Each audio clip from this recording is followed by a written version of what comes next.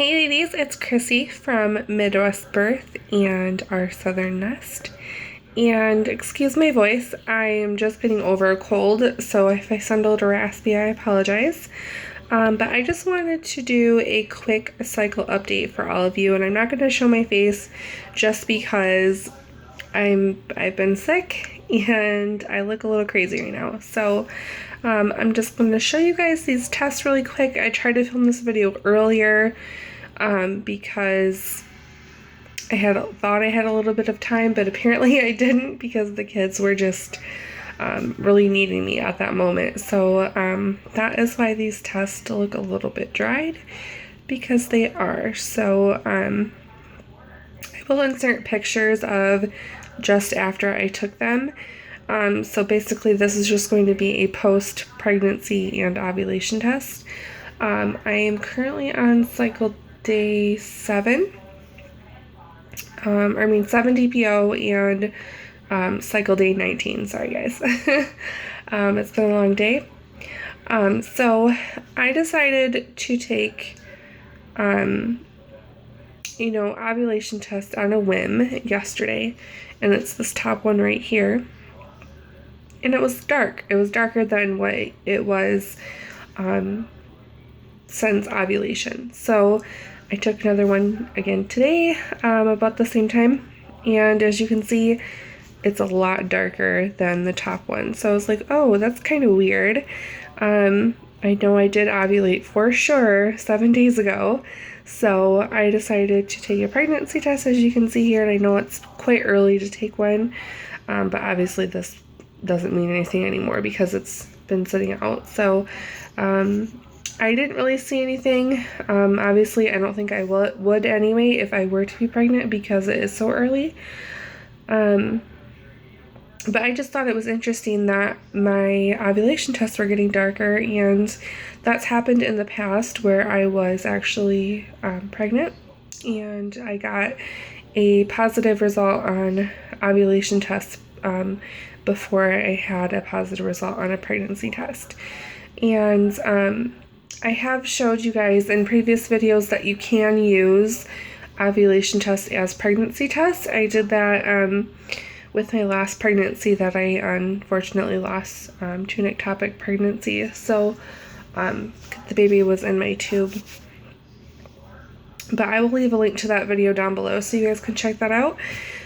As far as symptoms gone, leading up to ovulation, I didn't have as much spotting as I usually did during ovulation post ectopic surgery, or ectopic pregnancy surgery, because I did have an emergency surgery and my cycles were pretty erratic after the surgery, and my body was healing emotionally and physically.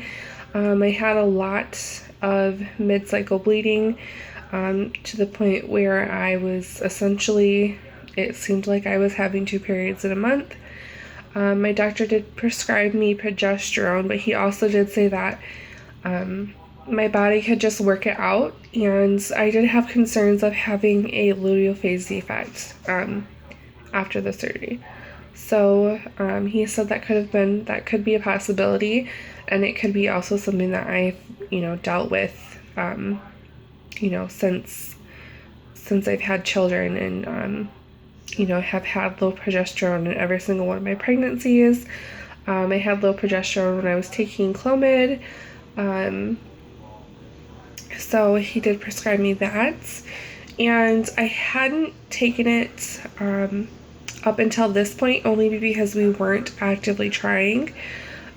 We were just kind of waiting to see how things went, in our personal life, and just how things would go with my body physically. So I have definitely noticed a lot of changes since then, within the last month or so with this cycle. I did ovulate earlier than I usually had in the past. I believe the last live ovulation test I did was the first one that I had gotten since the surgery, and that was pretty late. I don't remember what cycle day that was, but it was pretty late in the cycle. and this one was pretty early, and I didn't have as much spotting as I usually did. So I'm crossing my fingers and hoping that my body's, hopefully starting to get with the program, and I'm really, really hoping that I will not need to use the progesterone unless absolutely necessary, and I'm really hoping that I don't need to use Clomid ever again. So, my fingers crossed are for that, and I'm definitely praying for that. We're also kind of like in a weird spot right now because we are trying to buy a house. I've talked about this in one of my grocery hauls, which I will go more into detail on my blog, which I'll have a link down below. I know I haven't been doing a lot of vlog updates or video updates as I had in the past, just because being a mom of 2 and trying to move and dealing with health issues and personal issues, it's just been really crazy, and it's been easier for me to write a blog post really quick or post a picture to Instagram really quick than it is to sit and edit a video, which is why this video is being filmed on my phone, and I'm not editing it at all. And I don't want to say that as like a jab at any of you guys, because I do appreciate all of you and those of you that do watch these videos and that have subscribed, and even my new subscribers that have put me over 1,000 subscribers, which is amazing. I never thought I would have that many people interested in what I post or what I say, because I don't find myself that interesting, but I'm really glad that you guys do. But I definitely do want to try to do these at least a few times a month, or one video a week, which I have tried to do. It's just been really crazy lately with just everything that's been going on in our life, and there's a lot of things that I don't put on the internet just because I rather keep it within our family, but it's been really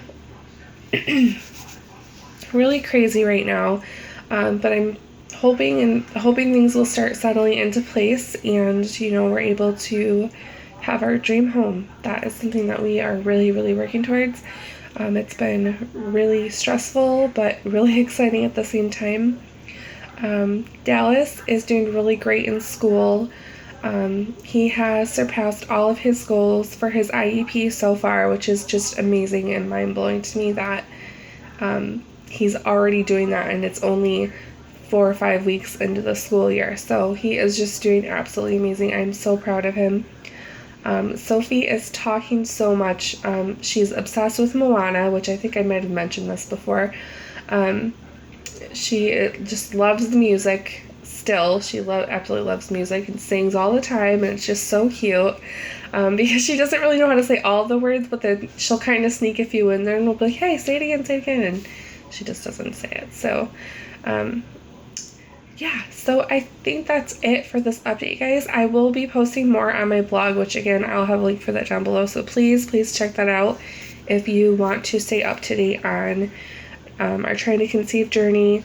I will also be posting on Instagram, so I'll leave links for that down below. And if there are any of you that are interested in getting, fertility, pregnancy help, anything of that nature, I will have my website listed below as well, and that is Midwest Birth. And I do it locally for those women that live in Michigan, but I also do it virtually for women that don't live locally and still want to have, like a consultation. My consultations are always free, so I will put that out there. Your first time meeting with me, meet and greet, whatever you want to call it, is always free. And I also do 24-hour email, text, that sort of thing. So if you are interested in that and you want to know more, I will have a link for that down below. But other than that, like I said, if you guys want to stay up to date, I will try my best to post videos on here more often. I can't make any promises because I am so busy, but I will definitely try, because I do want to document this journey like I did, the last couple of years, because it's exciting and interesting, and I like really connecting with all of you that are going through this journey as well, and those of you that have already gone through it. I always learn something new. So yeah, thank you guys so much for watching, and I hope to hear from you soon. Bye.